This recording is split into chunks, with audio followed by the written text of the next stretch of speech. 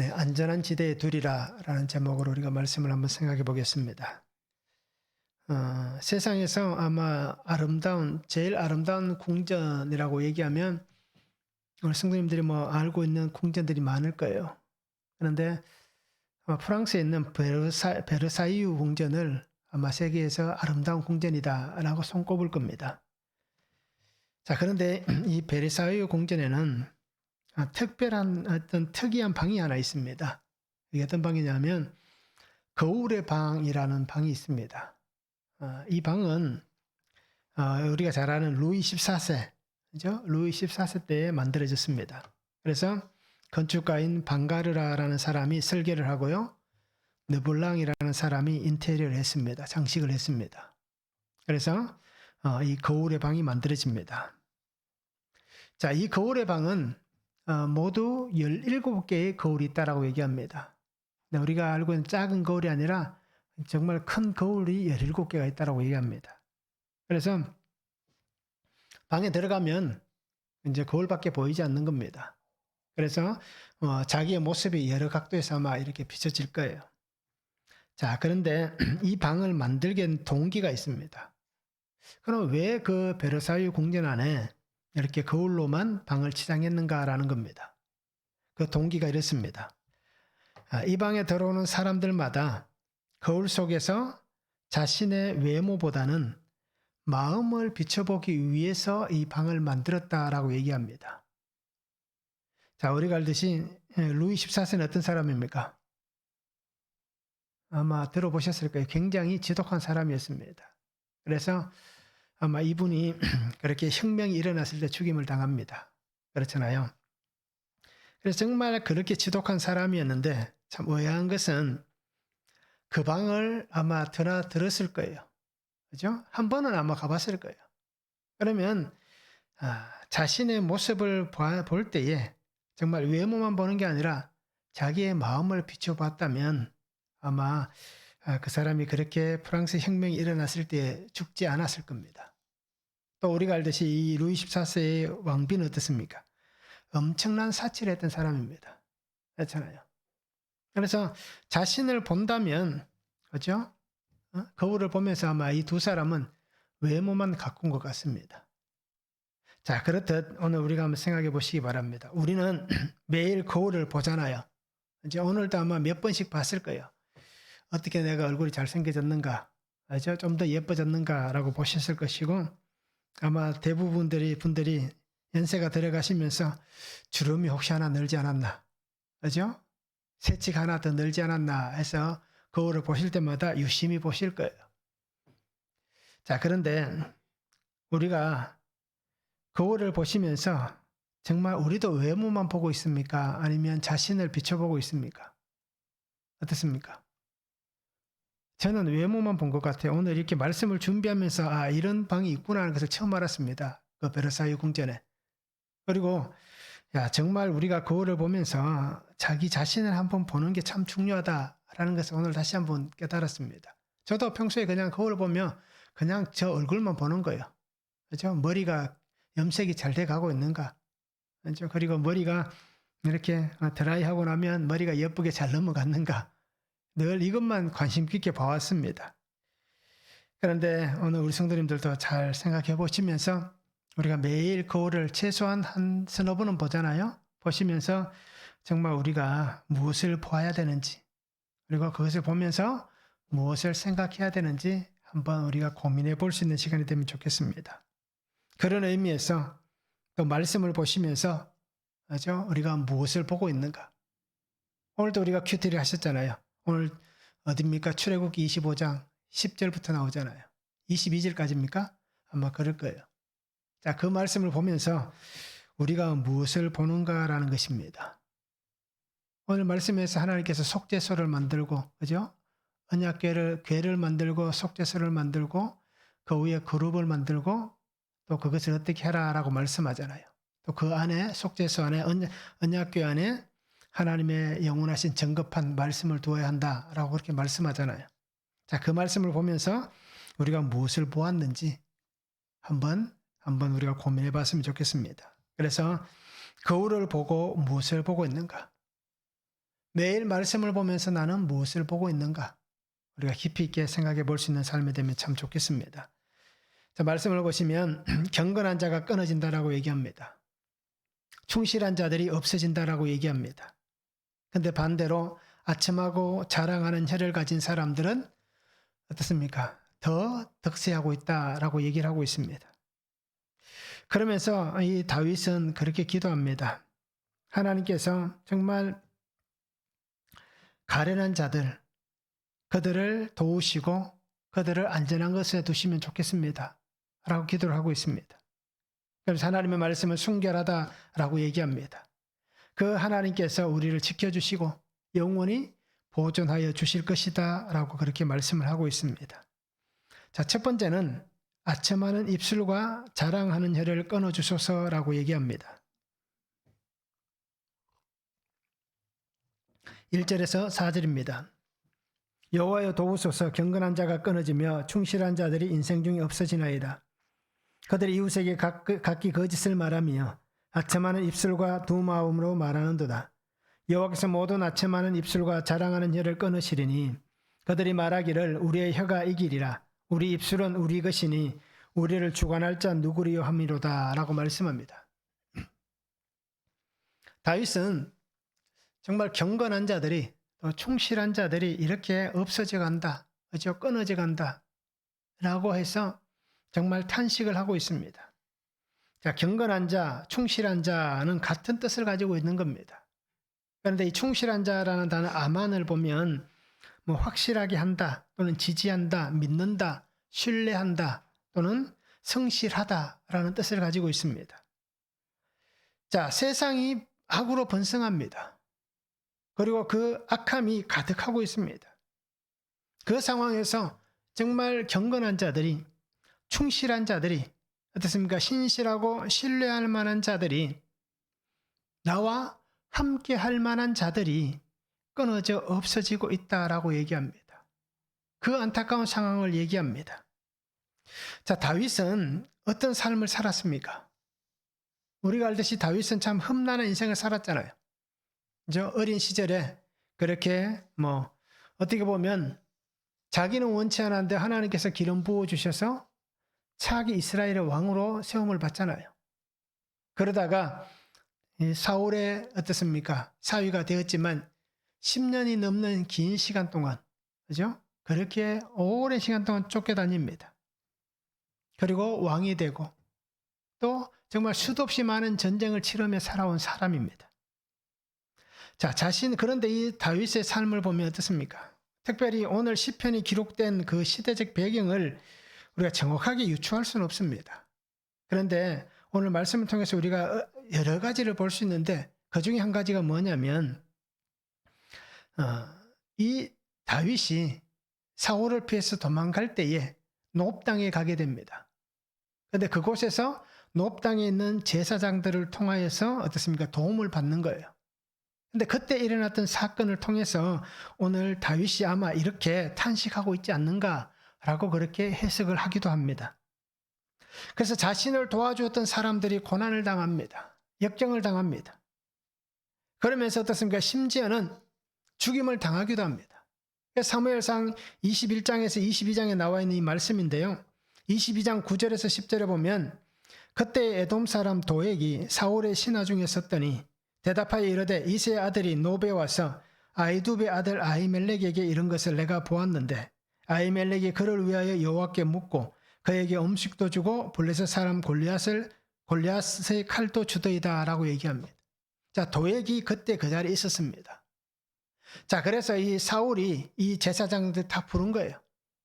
그러면서 아히멜렉에게 얘기합니다. 내가 왜 그렇게 했느냐라고 얘기합니다. 그때 아히멜렉이 한 얘기가 뭡니까? 내가 여호와께 묻은 것이 이번이 처음입니까? 라고 얘기합니다. 항상 내가 하나님께 물었지 않습니까? 왕을 위해서 다윗이 또 전쟁터에 나갈 때마다 내가 항상 하나님 앞에 물었지 않습니까? 라고 얘기하는 거예요. 그런데 그것이 어떻게 잘못된 것이냐라고 얘기합니다. 자, 그런데 사울은 어떻게 합니까? 그 소리를 들었음에도 불구하고 사울은 그들을 다 죽이라고 얘기합니다. 18절에서 19절에 얘기합니다. 왕이 도액에게 이르되 너는 돌아가서 제사장들을 죽이라 하매 에돔 사람 도액이 돌아가서 제사장들을 쳐서 그날에 세마포 에봇 입은 자 85명을 죽였고 제사장들의 성읍 노베의 남녀와 아이들과 젖먹는 자들과 소와 나귀와 양을 칼로 쳤더라라고 얘기합니다. 자, 이스라엘 백성들은 왕이 이렇게 명령했어도 그 제사장을 죽이는 것을 꺼렸습니다. 그래서 아무도 그렇게 하지 않았습니다. 그러니까 사울이 누구를 사용합니까? 이 도액을 사용하는 겁니다. 에돔 사람이기 때문에. 그죠? 전혀 거기에 대해서 가책이 없는 겁니다. 이 사람은. 그러니까 이 에돔 사람 도액이 세마포 에봇을 입었다는 것은 다 제사장이란 얘기입니다. 제사장 85명을 죽였고 그 제사장의 성읍이니까 어떻습니까? 그곳에 있는 사람들이 다 레위인들이란 얘기예요. 그러니까 레위인들 모든 가족들을 다 죽였다라고 얘기하는 겁니다. 자, 이런 악이 승리하는 것 같은 세상입니다. 의롭게 살았고 신실하게 살았지만 어떻습니까? 항상 손해를 보는 것 같습니다. 자, 이 어떻습니까? 아히멜렉도 마찬가지잖아요. 다윗도 마찬가지잖아요. 오히려 더 힘들고 어려운 이러한 상황이 생겨난 것입니다. 그래서 그들은 어떻습니까? 서로 속입니다. 아첨합니다. 거짓된 혀를 가지고 자신들의 삶의 이익만을 쫓아가는 사람들입니다. 도액도 마찬가지잖아요. 왕이 자기를 통해서 이렇게 일을 하면 자기가 이 왕 앞에서 어떻습니까? 앞으로 승승장구할 것이다. 내가 출세할 수 있을 것이다. 라는 그 기대와 마음이 있으니까 왕의 명령을 따라가는 것 아닙니까? 이것이 잘못인 줄도 알지 못한 채 그렇게 살아가는 겁니다. 그래서 분명히 이들은 이렇게 얘기합니다. 누가 우리를 이기겠는가? 그죠? 누가 우리를 다스리겠는가라고 얘기합니다. 그 입과 그 혀를 가지고 이렇게 얘기하는 겁니다. 4절에 얘기하잖아요. 혀가 이기리라. 우리 입술은 우리 것인 우리를 주관할 자 누구냐? 라고 얘기하는 겁니다. 누가 우리를 다스리겠는가? 라고 얘기를 하고 있습니다. 우리를 다스리고 우리에게서 뺏어갈 수 있는 것은 그들은 세상에 아무것도 없다라고 얘기를 하고 있습니다. 야고보서 3장 5절과 6절에 보면 이와 같이 혀도 작은 지체로 돼 큰 것을 자랑하도다. 보라 얼마나 작은 불이 얼마나 많은 나무를 태우는가. 혀는 곧 불이요 불의의 세계라. 혀는 우리 주체 중에서 온몸을 더럽히고 삶의 수레바퀴를 불사르나니 그 사르는 것이 지옥불에서 나느니라 라고 말씀합니다. 처음부터 큰 불은 없습니다. 그렇잖아요. 아주 작은 것에서부터 시작하여 감당할 수 없을 만큼 큰 불이 일어나는 겁니다. 혀도 마찬가지입니다. 우리 몸에서 작은 한 지체에 불과합니다. 그런데 이 작은 지체가 어떻다고 얘기합니까? 온 몸을 어떻습니까? 더럽히고 삶의 수레바퀴를 불사른다라고 얘기합니다. 이 혀 때문에 망하는 수가 있다라는 것입니다. 자, 거짓되고 허탄한 것을 쫓아가면서도 그것이 전부라고 외칩니다. 악의 수렁에 빠져 있으면서도 어떻습니까? 우리는 괜찮다라고 얘기합니다. 하나님의 심판이 코앞에 닥쳐왔는데도 불구하고 눈에 보이지 않으니까 우리는 안전하다라고 얘기합니다. 가룟 유다와 같이 그렇게 얘기합니다. 나는 아니지요 라고 얘기하는 겁니다. 그리고 오늘 우리도 이 말씀을 잘 보시기 바랍니다. 하나님은 그들의 가증하고 거짓된 입과 혀를 끊으실 것입니다. 다윗도 그렇게 고백하는 겁니다. 아첨하는 입술과 자랑하는 혀를 끊어주소서라고 얘기합니다. 하나님을 향하여서 이렇게 기도하는 다윗의 기도에 하나님 응답해 주시는 겁니다. 그래서 그 시간이 꽤 지나가지만 어떻습니까? 다윗이 저들의 죽음을 헛되지 않게 합니다. 그리고 하나님께서 그 응답하시는 그 은혜를 통하여서 어떻습니까? 더 믿음 안에, 그죠? 더 하나님을 떠나지 않고 더 신실하게 살아가는 다윗의 삶의 모습을 우리에게 보여주고 있는 겁니다. 그리고 오늘 우리 성도님들도 정말 아첨하는 입술과 자랑하는 혀가 되지 않기를 바랍니다. 잠시 순간은 괜찮을 수 있지만 그러나 그것 때문에 우리가 악의 수렁에 빠져들고 그리고는 결국 심판이 있음을 통하여서 우리가 그 심판으로 끝나는 인생이 될 수 있다는 것을 잊지 않았으면 좋겠습니다. 말씀을 한번 적용해 보시기 바랍니다. 나의 환경에서 늘 세상이 이기고 나는 늘 패배하는 것 같습니까? 어떻습니까? 내가 살아온 삶을 돌아보시면서 한번 생각해 보시기 바랍니다. 나는 늘 패배했다라고 생각하십니까? 앞으로는 어떨 것 같습니까? 앞으로는 이길 것 같습니까? 패배할 것 같습니까? 어떠한지를 우리가 말씀 안에 한번 적용해 보시기 바랍니다. 근데 중요한 것은 정말 내가 늘 세상에서 패배했는지, 그죠? 그것을 한번 잘 묵상해 보시기 바랍니다. 또 하나는 오늘 말씀을 생각하시면서 그러면 나도 거룩하게 살 필요가 없겠네라고 외치고 있지는 않습니까? 아첨하는 입술과, 그죠? 자랑하는 혀를 보면서 악한 세상이고 나쁜 사람들이 승승장구하고, 그죠? 속이는 사람들이 더 잘 살고 그런 모습을 보면서 야, 나도 거룩하게 살 필요 없겠네라고 우리가 혹시 생각하고 있지는 않는지. 그런 마음이 아마 한 번도 들지 않았다라면 거짓말일 거예요. 그죠? 때로는 그런 마음이 불쑥불쑥 들었을 거예요. 저도 마찬가지예요. 그런 마음이 들었습니다. 그렇기에 오늘 우리가 적용해 보기를 바랍니다. 그래서 정말 내가 이렇게, 그죠? 말씀 안에 살고 있으면서도 미련하게 세상을 보면서 나도 혹시 이러한 나쁜 마음, 그죠? 악한 마음, 하나님께서 아파하실 만한 그런 마음을 품고 있지는 않았는지 우리가 적용해 보시면서 만약에 그러한 마음들이 있었다면 오늘 우리가 이 말씀을 보면서 그것이 내 죄가 되는 겁니다. 그죠? 죄가 오늘 말씀 안에서 드러난 겁니다. 그러면 그 말씀을 통해서 우리가 죄를 주님 앞에 고백하고 용서를 구하면 됩니다. 자, 두 번째는 다윗의 기도를 통해서 하나님께서 주시는 은혜를 잘 보시기 바랍니다.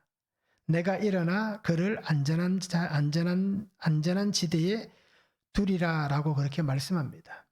5절입니다. 여호와의 말씀에 가련한 자들의 눌림과 궁핍한 자들의 탄식으로 말미암아 내가 이제 일어나 그를 그가 원하는 안전한 지대에 두리라 하시도다라고 말씀합니다.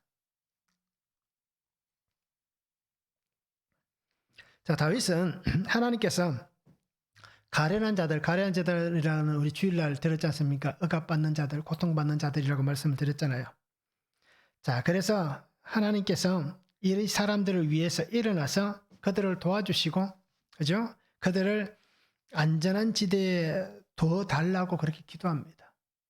그렇게 기도했더니 하나님께서 어떻습니까? 오늘 말씀 통해서 보면 다윗에게 그렇게 하겠다라고 하신 말씀과 같은 의미입니다. 그래서 하나님 이렇게 해주십시오. 또 하나님은 이렇게 하겠다라고 그렇게 서로가 표현이 있는 장면입니다. 자, 그런데 오늘 보면 눌림과 궁핍한 자들이라고 얘기합니다. 눌림은 쇼드라는 단어를 씁니다. 이것은 폭력, 또는 황폐화시킨다, 또는 약탈한다, 탈취한다라는 단어의 뜻이 있습니다. 그래서 어떻게 보면 폭력적으로, 그죠? 갈취하는 그러한 모습을 눌렸다라는 쇼드라는 단어를 씁니다. 그리고 궁핍한 자라는 것은 에보ион이라는 단어를 쓰는데요. 이 단어는 우리가 그냥 이 말 그대로 그 뜻입니다. 궁핍하다는 것은 가난하다, 뭔가가 부족한 상태에 있다라는 얘기입니다. 또 다른 한 가지 뜻은 압제당한다라는 뜻도 있습니다. 그래서 이 궁핍한 자는 비참할 정도의 가난과 억압 가운데 살아가는 사람들이다라고 우리가 이렇게 해석을 해도 됩니다. 그래서 다윗은 그렇게 얘기합니다. 그죠? 가련한 자들의 눌림, 그죠? 궁핍한 자들의 탄식, 이것을 얘기하고 있는 겁니다. 정말 도울 것이 없습니다. 도와줄 사람이 없습니다. 누구도 손 내밀어서 나를 붙잡아 주지 않습니다. 정말 그런 가련한 삶을 살아갑니다.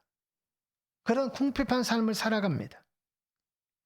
분명히 이러한 환경에 모두가 놓여 있습니다.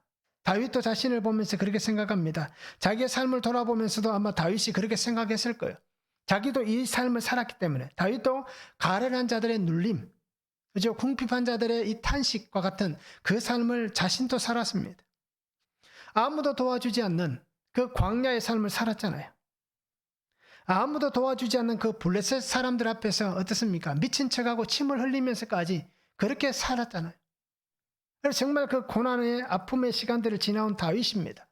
그러기에, 그렇죠? 어떻게 보면 다윗보다 더 힘든 환경을 지나간다라고 우리는 얘기할 수 없을 거예요. 매일매일 생명의 위협을 받으면서 13년이라는 시간 동안 쫓겨다닌다. 어떻습니까? 우리가 그렇게 살아본 적 있습니까? 없잖아요.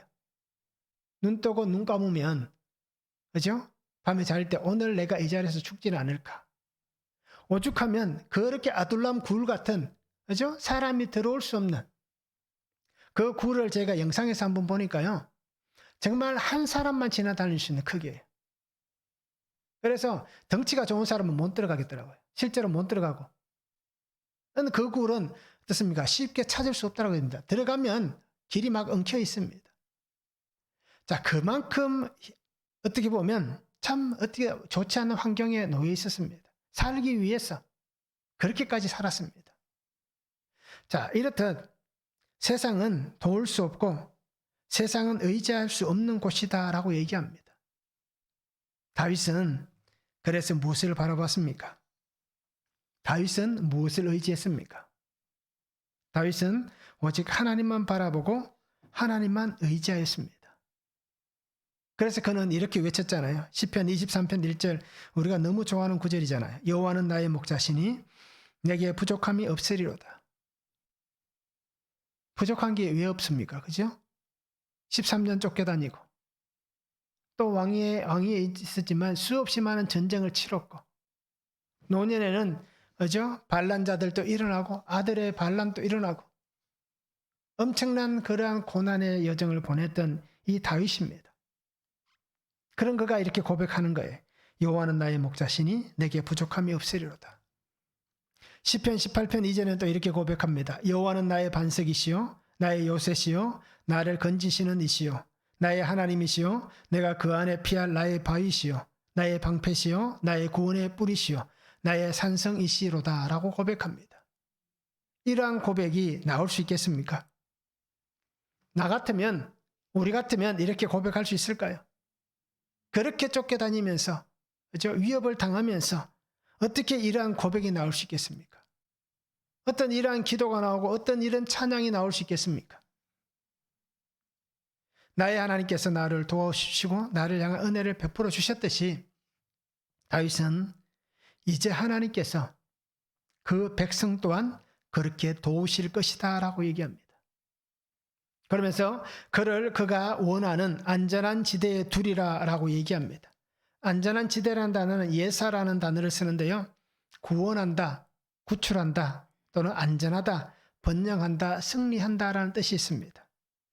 그래서 칼빈은 이 해석을 이렇게 합니다. 그가 원하는 안전한 지대에 두리라 라고 하는 이 해석을 칼빈은 부당하게 압박받는 자들에게 완전한 보상을 베풀리라는 약속의 말씀이다 라고 해석을 하고 있습니다. 자, 그 사람의 구원, 그죠? 그 어려운 환경에서 구원하시는, 구출하시는, 또 그 삶에서 이제 새롭게 번성하게 하시는 그 은혜가 있을 것이다 라고 얘기합니다. 그가 원하는 안전한 지대, 지금 환경이 좋아지는, 아니면 나아가서는 그 삶이 정말 구속의 예수 그리스도 안에서 생명으로 옮겨지는 그 은혜의 자리에 하나님이 두시겠다라고 말씀하는 것입니다. 변하지 않는 하나님의 약속의 말씀입니다.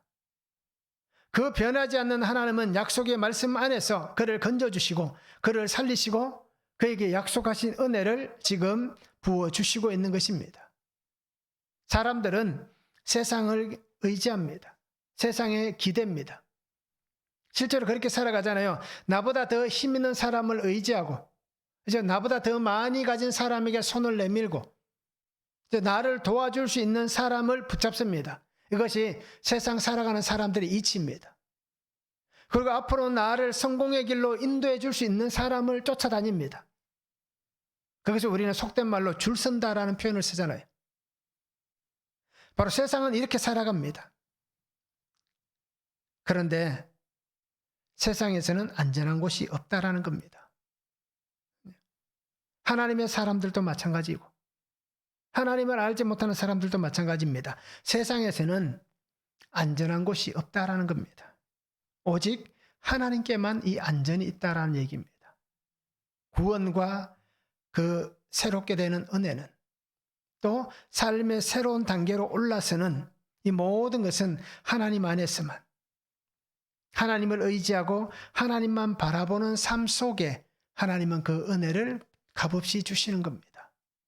그리고 오늘 성도님들이 분명히 잘 보시길 바랍니다. 그래서 때로는 고난이 축복일 수 있습니다. 때로는 상처가 별이 되는 은혜가 있습니다. 이해가 안 될 수도 있을 거예요. 그죠? 인정이 안 될 수도 있을 거예요. 어떻게 고난이 축복입니까? 어떻게 상처가 별이 되는 은혜가 있습니까? 라고 인정이 안 되고 용납이 안 될 수도 있습니다. 그런데 말씀을 잘 보시기 바랍니다. 말씀에서 주시는 은혜를 잘 보시기 바랍니다. 오늘 시편 12편도 마찬가지잖아요. 그 고난 속에 있지만 그것이 하나님의 은혜이고 축복이다라고 얘기하는 겁니다. 그 고난 안전하지 않는 곳에 있지만 그곳이 하나님께서 안전하게 하실 때에는 하나님이 안전케 만들어 주신다면 하나님의 울타리로 그것을 둘러주신다면 그것은 안전한 곳이 된다라고 말씀하는 겁니다. 잠언 18장 10절에 얘기합니다. 여호와의 이름은 견고한 망대라 의인은 거리로 달려가서 안전함을 얻느니라 라고 말씀합니다. 하나님의 이름, 그죠? 하나님 자체가 우리에게 견고한 망대라고 얘기하는 겁니다. 망대가 어떤 건지는 우리가 알잖아요. 그러니까 오늘 우리 성도님들이 의인으로서 하나님께로 달려가시기 바랍니다. 달려가는데 그냥 가는 게 아니라 말씀 안에서 내 삶을 가지고 가셔야 되는 겁니다. 그러면서 하나님 앞에 나아가서 우리의 수고하고 무거운 짐을 다 내려놓는 겁니다. 다 벗어낸 하나님 앞에서 다 벗어내고 주의 그 구원의 은혜를 입을 수 있는 삶이 되면 좋겠습니다. 하나님의 돌보시는 은혜 안에서 믿음으로 나에게 맡겨주신 이 복음의 사명을 우리가 잘 감당해내시기 바랍니다. 이 복음의 사명으로 살아가시기 바랍니다. 그래서 세상에는 안전지대가 없다. 오직 하나님에게만 안전지대가 있다라고 우리가 이 복음을 전하시기 바랍니다. 그래서 하나님 안에서만 살 수 있다. 이 은혜를 나누시기를 바랍니다. 구원을 위해서 오늘 우리 성도님들이 끊임없이 수고하시기 바랍니다. 이 수고의 길을, 그죠? 구원을 위해서 끊임없이 걸어가는 삶이 되었으면 좋겠습니다. 그래서 우리가 정말 알고 있는 모든 사람들이 한 사람도 진짜 그 지옥으로 떨어져가는 그 안타까운 일들이 생겨나지 않도록 우리가 그렇게 수고할 수 있으면 참 좋겠습니다. 말씀을 한번 적용해 보시기 바랍니다. 오늘 나의 삶의 환경에 하나님께서 구원을 위해 베푸신 복된 삶이라고 인정이 되십니까? 어떻습니까? 인정이 되십니까? 아니요. 예, 인정할 수 있어야 됩니다. 인정하지 못한다면 왜 인정하지 못하는지 한번 적용해 보시기 바랍니다. 그죠? 인정한다면 왜 인정이 되는지도 적용해 보시기 바랍니다. 자, 나를 도우시는 하나님의 손길을 경험하고 있습니까?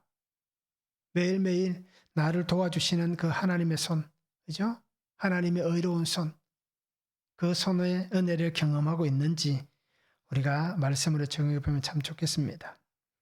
자, 세 번째는 지키시고 보존하여 주실 것입니다. 6절에서 8절입니다. 여호와의 말씀은 순결하며 흑도가니에 7번 단련한 은같도다.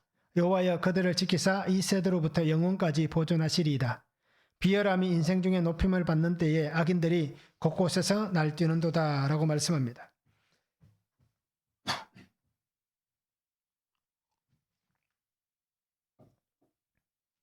다윗은 하나님께서 지켜주시길 기도합니다. 하나님께서 지켜주셔서 이 악한 세대로부터 어떻습니까? 끝까지, 그죠? 영원히 지켜달라, 보존해달라 라고 구하고 있습니다. 다윗은 분명히 자신의 경험을 통해서도 얘기하는 거예요. 내가 살아와 보니까, 하나님과 함께 내가 살아보니까 하나님께서 이렇게 나를 보존하셨다, 지켜주셨다. 그렇듯 여러분들도, 억압받는 여러분들도, 가련한 여러분들도, 그죠? 궁핍한 여러분들도 하나님께서 지켜주실 것이고 보존해 주실 것이다 라고 얘기합니다. 자, 세상은 약한 자들을 소외시킵니다. 세상은 약자들을 무시합니다.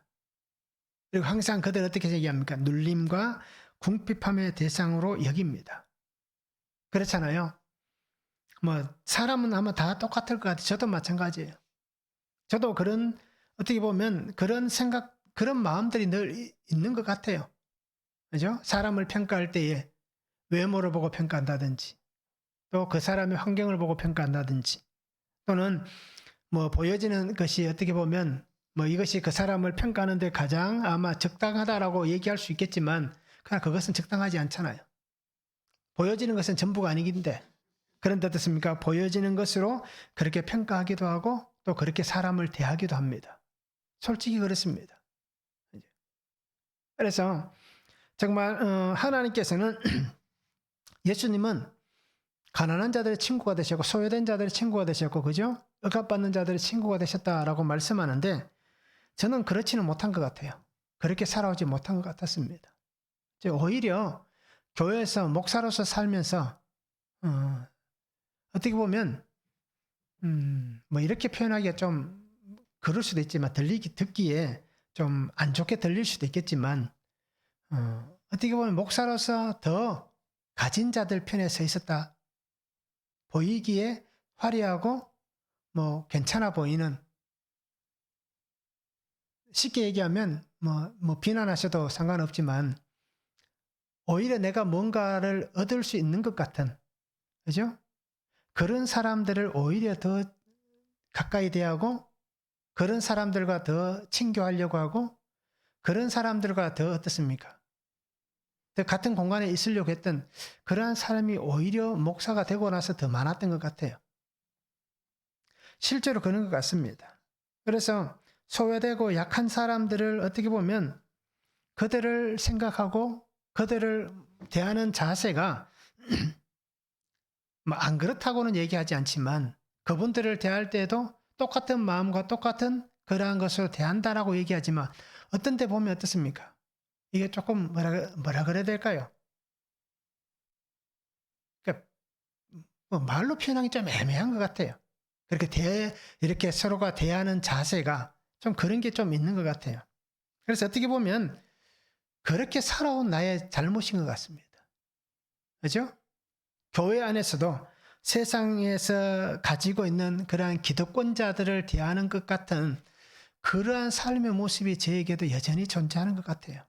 또 어떻게 보면 이것도 죄인 거예요. 이것도 하나님 앞에 범죄하는 것이고 또 하나님께서 우리에게 주신 어떻습니까? 한 영혼을 향한 그들을 향한 어떻게 보면 죄를 짓는 범죄하는 것과 똑같습니다. 왜요?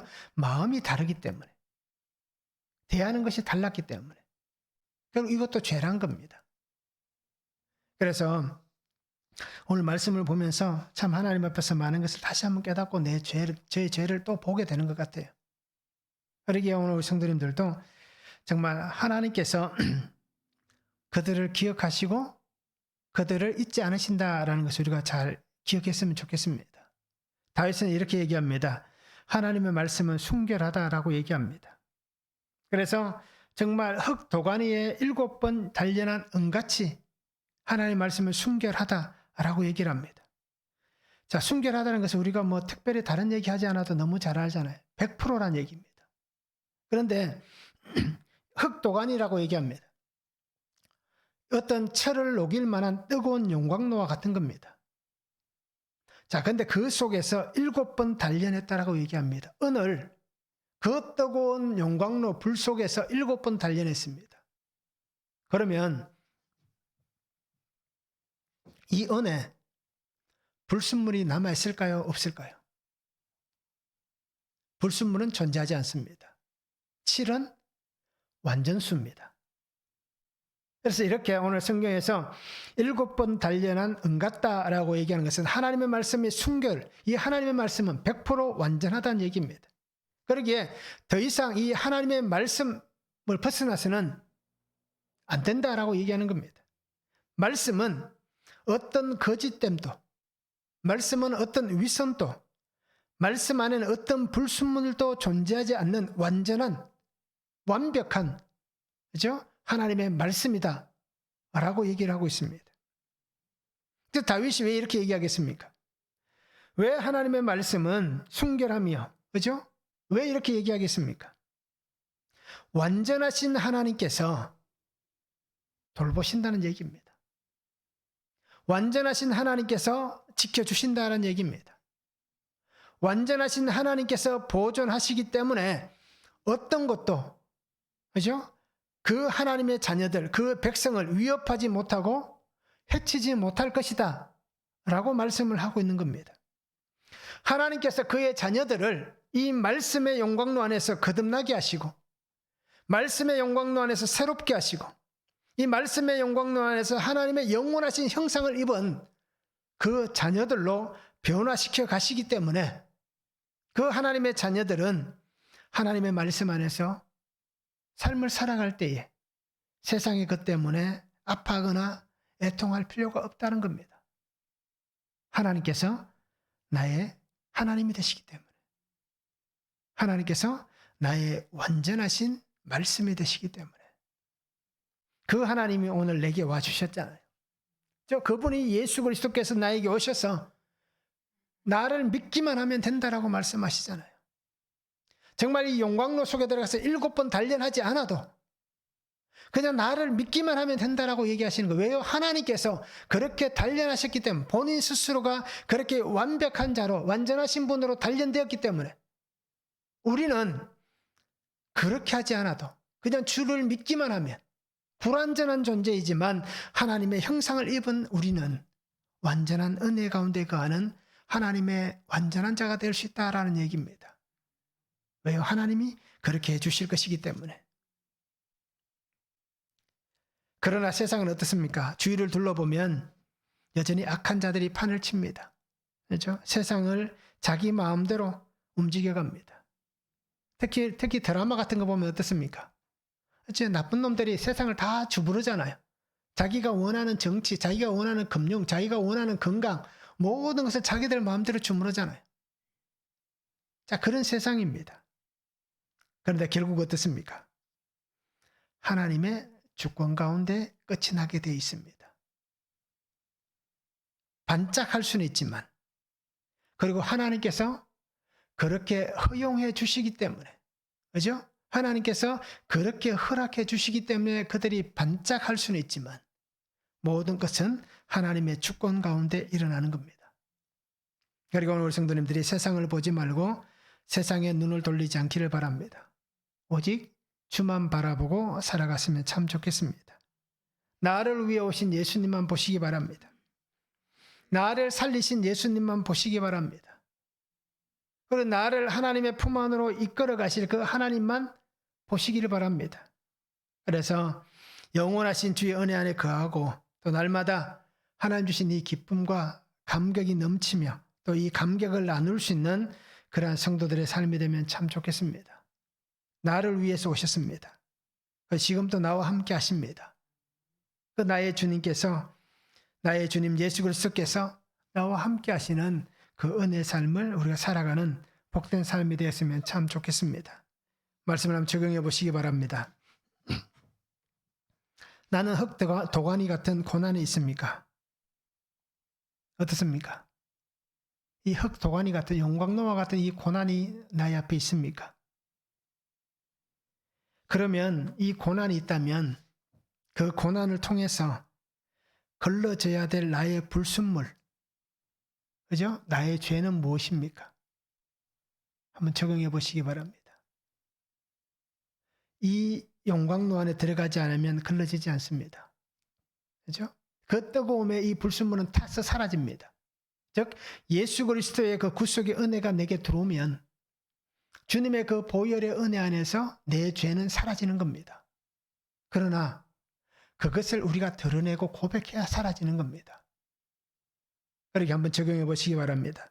정말 내가 이 고난이 있다면 이 고난 속에서 정말 내가 걸러내야 될 나의 불순물 죄는 무엇인지 고난을 통해서 내 죄를 한번 보시기 바랍니다. 완전하신 말씀 안에서 예수 그리스도의 사랑으로 완성해 가야 될 나의 삶은 무엇입니까? 완전하신 주님, 그죠? 이 주님, 말씀 안에서 나의 주님 안에서 정말 사랑으로 완성해 가야 될 내 삶은 무엇인지, 어떻게 내 삶이 완성되어 가야 될지를 우리가 한번 적용해 보시면 참 좋겠습니다. 자, 하나님께서 나를 구원하시고 하나님의 가장 안전한 곳에 거하게 하십니다. 욥기에 보면 하나님이 어떻게 얘기합니까? 울타리로 둘렀다라고 표현하잖아요. 그렇듯 우리를 안전지대에 둡니다. 오늘 다윗의 고백은 어떻습니까? 시편 18편에 보면 요새, 반석, 방패, 그죠? 산성, 이런 안전한 지대에 하나님 나를 두시는 겁니다.